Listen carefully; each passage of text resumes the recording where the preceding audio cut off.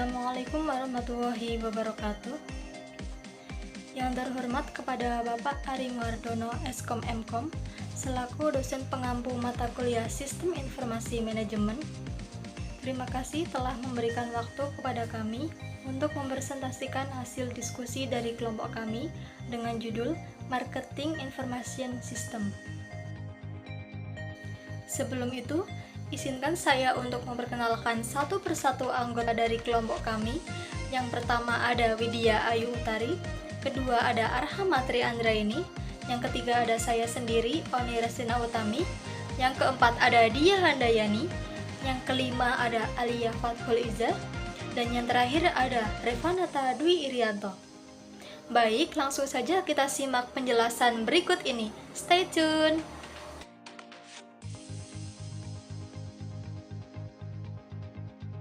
Baik, saya akan menjelaskan tentang pengertian sistem informasi pemasaran.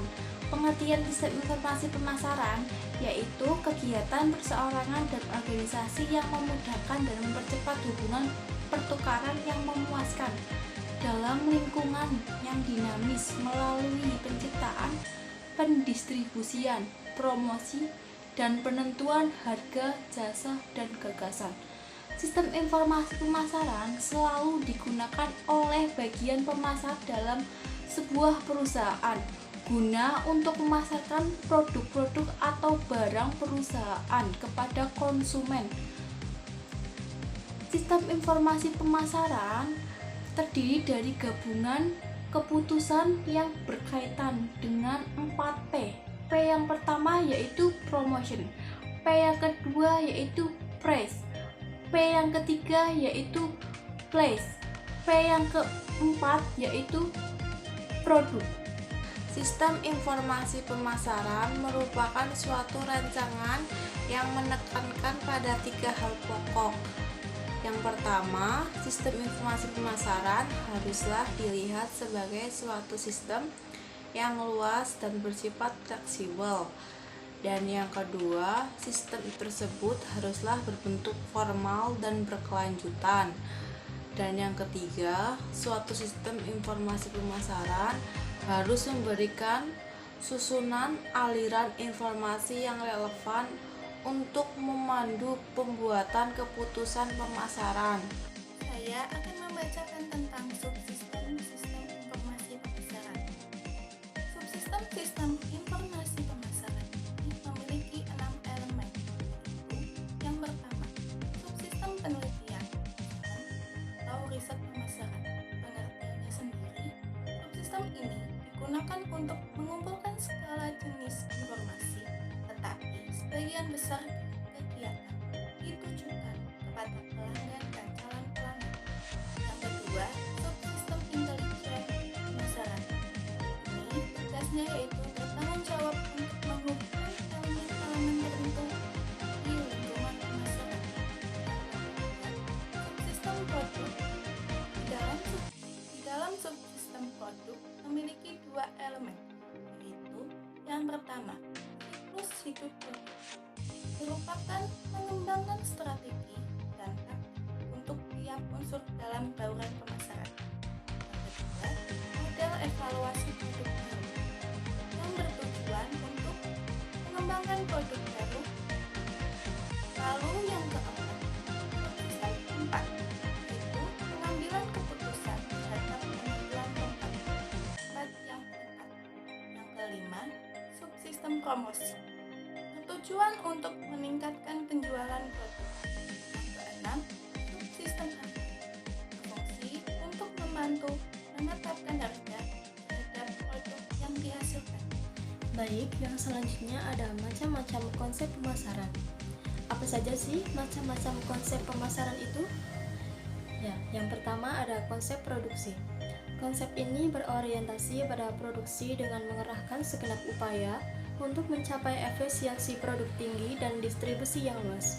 Di sini tugas manajemen adalah memproduksi barang sebanyak mungkin karena konsumen dianggap akan menerima produk yang tersedia secara luas dengan daya beli mereka.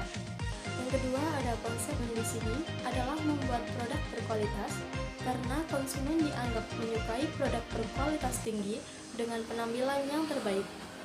Yang ketiga ada konsep penjualan. Perusahaan harus melaksanakan upaya penjualan dengan promosi yang agresif.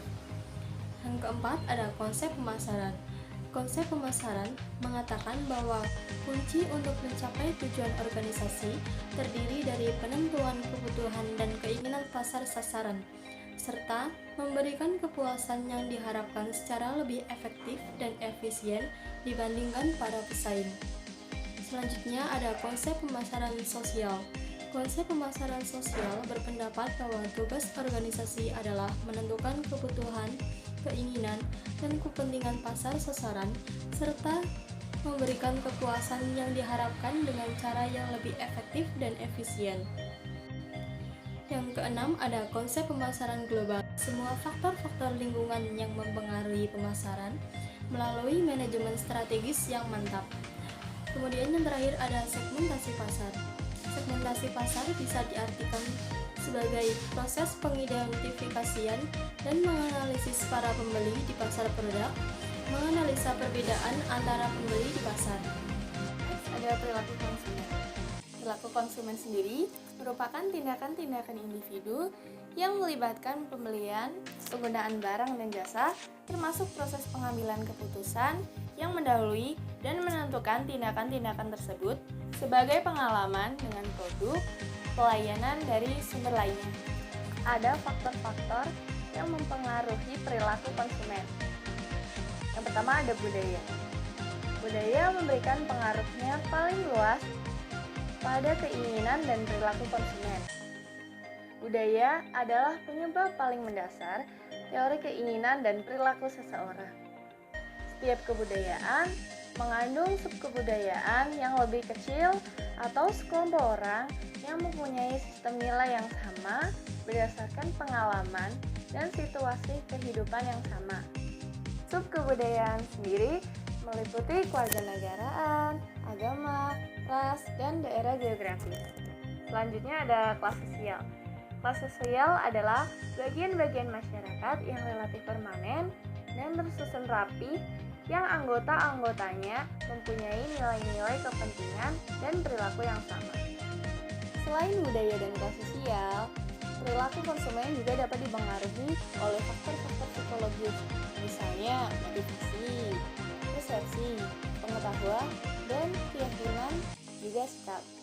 Berikut ini ada contoh proses marketing information system di Batik Larissa.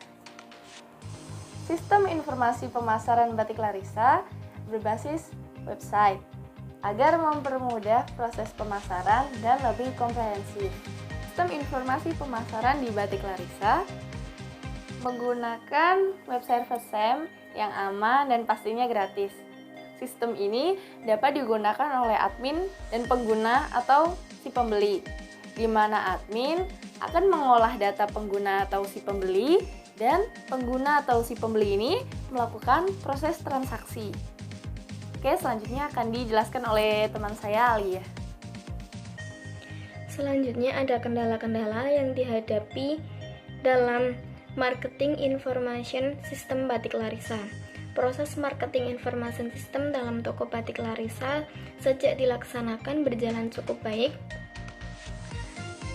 tetapi belum maksimal karena proses pengolahan data informasi marketing yang ada di perusahaan kadangkala belum cepat, cermat, tepat, dan up to date mengenai suatu keadaan atau kejadian yang dihadapi oleh perusahaan, sehingga proses pengambilan keputusan dan tindakan pun menjadi terlambat, khususnya dalam pengumpulan, pengolahan, dan penyajian informasi-informasi marketing perusahaan secara terintegrasi antara bagian-bagian yang selalu berhubungan atau terkait satu sama lainnya. Dalam proses operasional perusahaan, misalkan antar bagian persediaan dengan bagian kredit atau penjualan. Lalu, upaya-upaya yang dirasa perlu dilakukan oleh Batik Larissa diantaranya adalah tersedianya perangkat komputer yang canggih dalam mengolah data marketing, sehingga dapat mengintegrasikan serta mengolah data yang ada, sehingga terciptanya suatu sistem yang online dalam marketing information system perusahaan.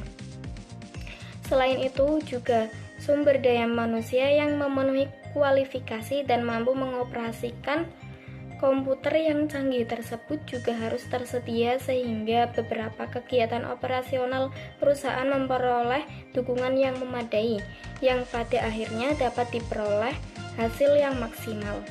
Di sini saya akan membacakan kesimpulan.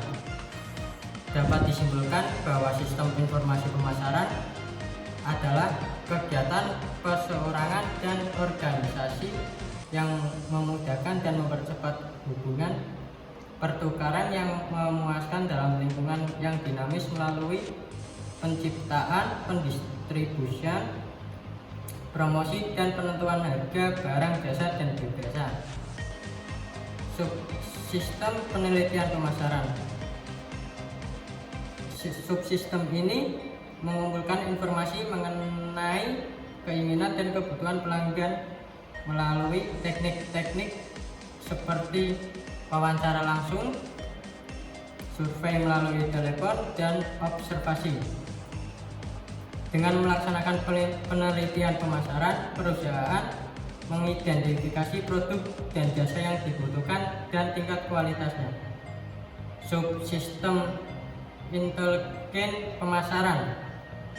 Subsistem ini mengumpulkan informasi mengenai para pesaing perusahaan. Sebagai besar, informasi ini dapat diperoleh dengan berlangganan database komersial. SIP adalah komponen kunci dari manajemen kualitas. SIP memungkinkan perusahaan bukan hanya menentukan produk dan jasa yang ditawarkan, tetapi juga menetapkan kualitas pada tingkat yang tepat. Sekian presentasi dari kelompok kami. Apabila ada kesalahan kata dan tutur kata yang kurang berkenan, mohon dimaafkan. Billahi taufik wal hidayah. Wassalamualaikum warahmatullahi wabarakatuh.